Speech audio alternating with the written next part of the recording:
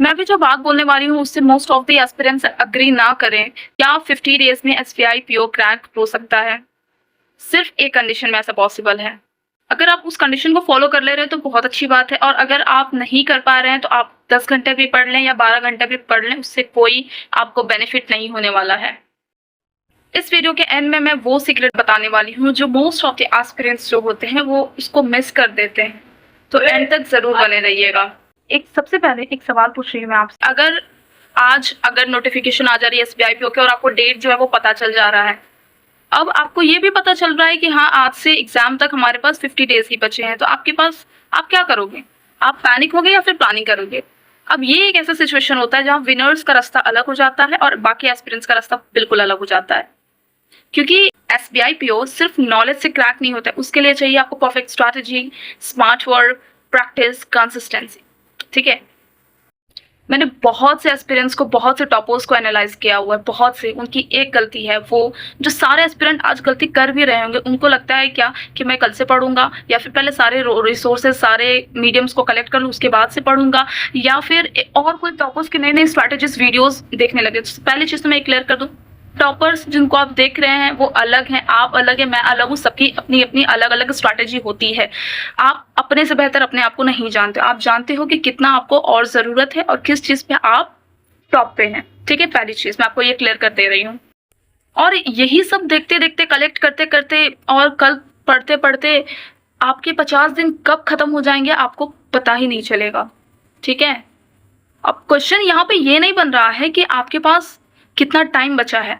यहाँ पे क्वेश्चन ये बन रहा है कि जो टाइम बचा है उसका आप यूज कैसे करोगे, उसको कैसे इफेक्टिवली और एफिशिएंटली यूज करके यूटिलाइज करोगे कि जो आपके लिए जितने भी ऑप्टिमम यूटिलाइजेशन होंगे वो बेनिफिशियल होंगे। आपको स्मार्ट वर्क पे काम करना है। आई एम नॉट सेइंग कि आप सब कुछ पढ़ो, लेकिन जो पढ़ो उस पर 100% दो। अभी तक तो नोटिफिकेशन आए नहीं है तो आपको नोटिफिकेशन का बिल्कुल इंतजार नहीं करना। अगर मैं आपको सजेस्ट करूँ कि अगर आप एसबीआई पीओ को टारगेट कर रहे हैं, what you have to do is कि डेली आपको क्वांट की प्रैक्टिस करनी है, चाहे वो डीआई हो गया या अरिथमेटिक हो गया।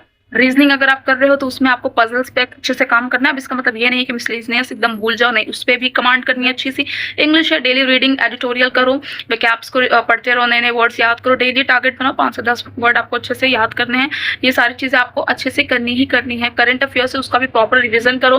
मैंने करंट अफेयर्स की परफेक्ट एक अच्छी सी स्ट्रैटेजी बताई भी है जो जून से स्टार्ट कर रहे हैं, तो वो आप जाकर वीडियो देख सकते हैं। अगर आप ये बोलेंगे तो मैं इसका डिस्क्रिप्शन में लिंक भी डाल देती हूँ। एंड और सबसे इम्पॉर्टेंट चीज, मॉक्स देते रहें। और मॉक्स देने के बाद सिर्फ ये नहीं आप करें कि आपने दे दिया है, कितना एक्यूरेसी, कितना स्पीड है। उसके अलावा जो सबसे इम्पॉर्टेंट थिंग है कि आपको अपनी परफेक्टली जितनी भी गलतियां आपने की उसको नोट डाउन करो। मॉक्स का मतलब ये नहीं होता है कि आप बस कितना अटेम्प्ट दे रहे हो या कितना एक्यूरेसी आप कर रहे हो। मॉक्स का मतलब ये आप कहाँ गलती कर रहे हो और आपको कहाँ प्रॉपर टाइम देना चाहिए, उसको नोट डाउन करो और उसको एनालाइज करो, उस गलती पे काम करो ताकि वो दोबारा आपसे वो मिस्टेक ना हो।